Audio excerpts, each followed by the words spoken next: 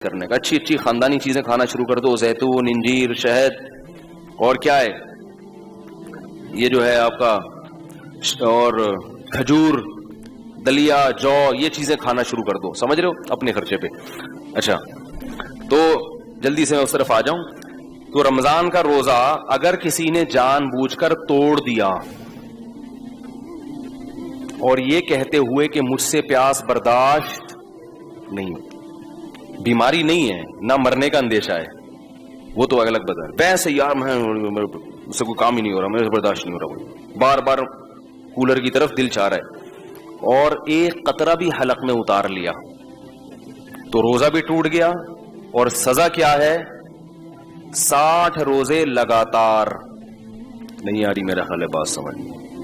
روزہ توڑنے کا کفارہ کیا ہے, رمضان کا روزہ 60 روزے جان کر اگر توڑا ہو کسی نے